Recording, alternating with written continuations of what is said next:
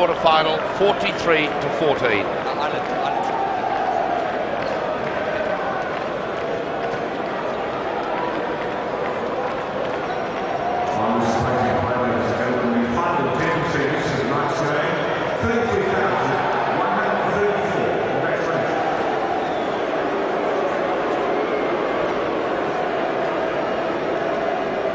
$33,000 fans here in Melbourne tonight. The last chance for the Melbourne fans to witness action in the Rugby World Cup 2003. I've seen a very powerful performance tonight. A performance by the French side that has served notice to the other side still left in this World Cup tournament, that they are here on a mission. On this occasion, the French have knocked the ball forward at Betson, so the scrum comes back and it'll be an Irish feed. They have another chance to try and get some points, get some respectability. I can't hear you. Well, Sin been over with Bruce staying on and Mania coming back onto the side of the scrum, so the French back to 15 players. And there will be a replacement because Patrick Tobacco from Stade Francais is about to come on for his 15th international. And what a performance by the number 8, the man he replaced, Imanol Aranadok. He scored a terrific try in the first half. He was everywhere there tonight, leading this red look at that scrum by the French. They have just slaughtered the Irish. That's a big one. Thank you. Ibanez had plenty of time to think about it in the sin bin. He's come on for vengeance. That is an emphatic statement by the French pack.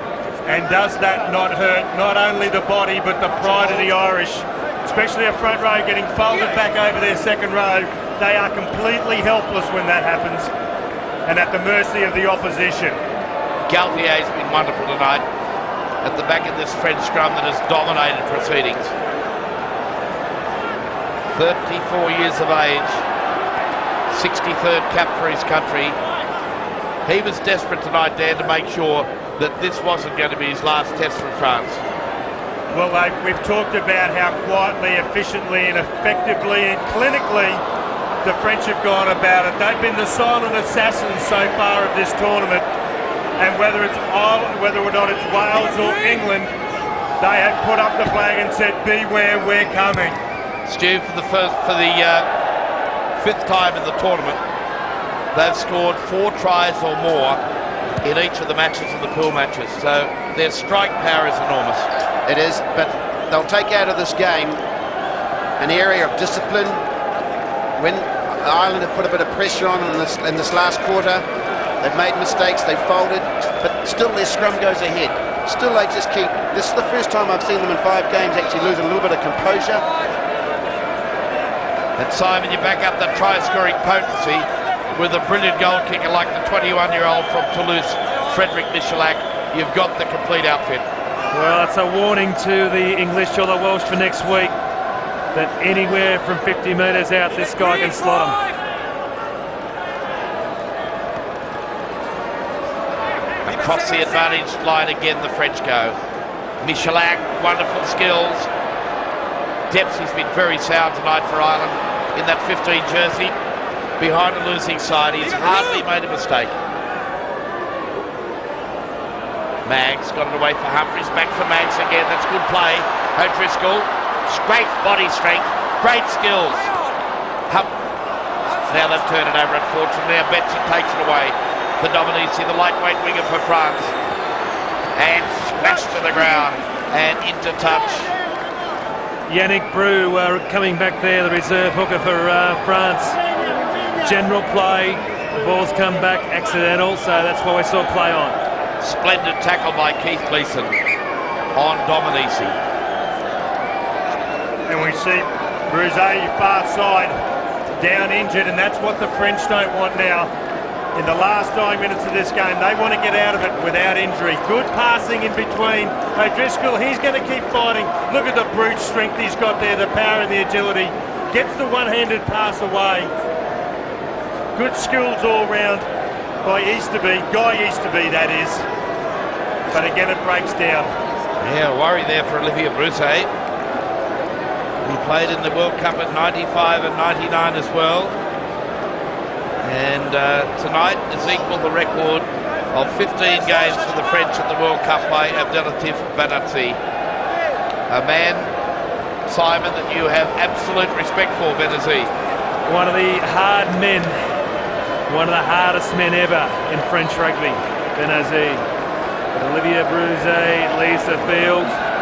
And Pepito Elorga, the flying winger from Agen, is warming up on the touchline. Bruzet has stayed on.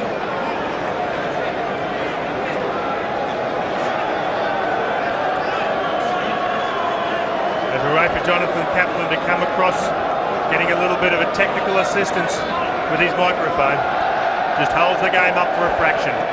Kaplan, of course, refereed Ireland against Romania, Scotland against USA, and England-Samoa. And the England-Samoa game and this one tonight, both at the Telstra Dome in Melbourne, have been the pick of the matches for the Melbourne fans.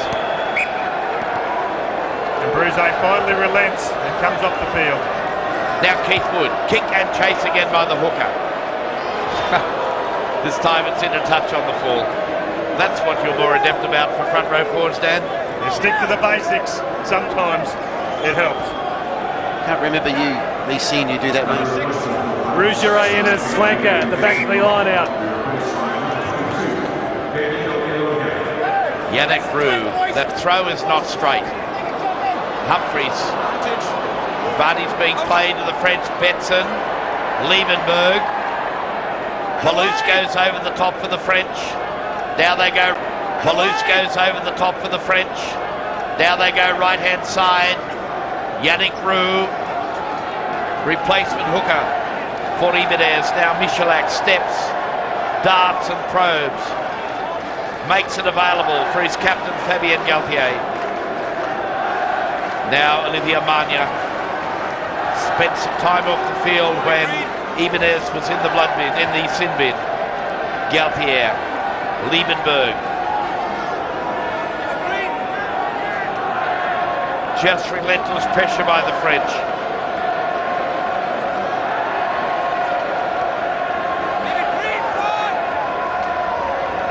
Turnover ball. But the referee will play the scrum feed to France. So into the final stages. Kept him off the ground well, the Irish. And who is that man underneath? But the ball avenger, Keith Wood. Minutes to go and he's still in there scrapping as if it was his first test. And it could well be his last. A decision made by the Irish captain after this game tonight. A career that started back in 1994 against the Australians. 2 Lions tours. The heart and soul of Irish rugby. Betson, Cameroon-born, has had a superb game in the back row for Ireland and for France tonight.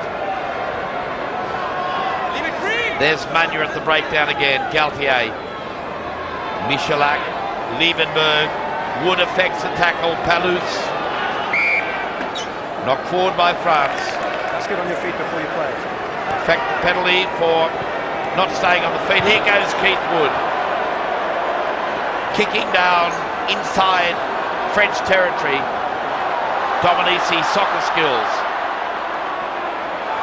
That's brusque. And offside rules. So a chance for Ireland. Morgan. The guy used to be coming flying through. Ball available. Stringers off, needs to be on. Keith Wood puts the head down. Wouldn't he like to score his 6th World Cup try tonight in his final appearance? Now O'Driscoll's got space on the left-hand side. Couldn't get the pass away. They had numbers. Oh, great tackle round the bootlaces by Tobacco. Easterby away with Humphries.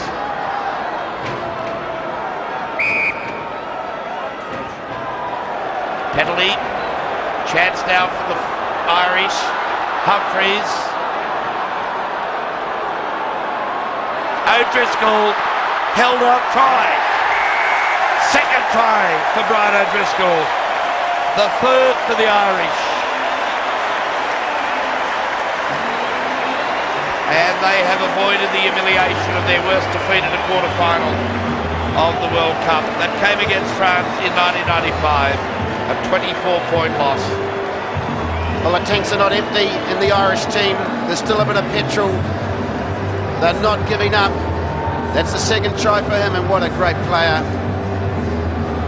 What fantastic character from this Irish side. Never say die, and O'Driscoll, their best player, possibly the best centre in the world, scores 2 tonight. Eddie O'Sullivan, he's made a huge impact on this Irish side. And David Humphries becomes the highest point scorer for Ireland in World Cup rugby, beating Ralph Key's record of 68 points. In the end, a 22-point loss by Ireland, a farewell for that man in picture. Triumph for the experienced Captain Galtier.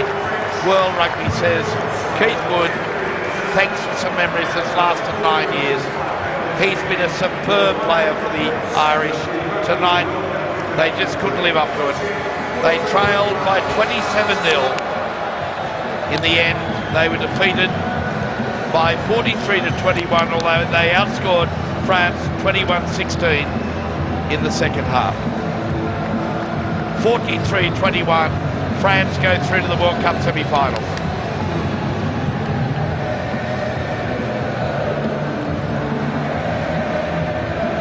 Well, the French, they put everything they could into this game, and it came off with dividends. The Silent Assassins roll on to the semi-final. You're right, Dan, just a tremendous performance, especially in the first half, just blew the Irish away. And this was a very committed Irish side. They weren't relying on luck. They had very little luck in the first half, but just power and passion and skill from the French took them out of the game. Eddie O'Sullivan, there he is. Yes, the damage was done, Simon, in that first 40 minutes, 27-0 at half-time. Even though they outscored them, the Irish in the second half, 3 tries to 1. It was all over at half-time. Surprisingly, the French team, the wobbles in the second half, but it got them through. Gutsy performance by Keith Wood on the Irish lads. Yes, 21-16. They outscored them in the second half, but in the end, that 27-0 scoreline at half-time saw France run out winners 43-21. And the Irish team in a huddle in the centre of the ground. No doubt, Eddie O'Sullivan reminding them of the good things they did in 2003. Great solidarity. They've enjoyed a terrific rugby season this year. Now, look at the hugs and cuddles. They know they're on their way back to Dublin tomorrow. For the French, well, they go on.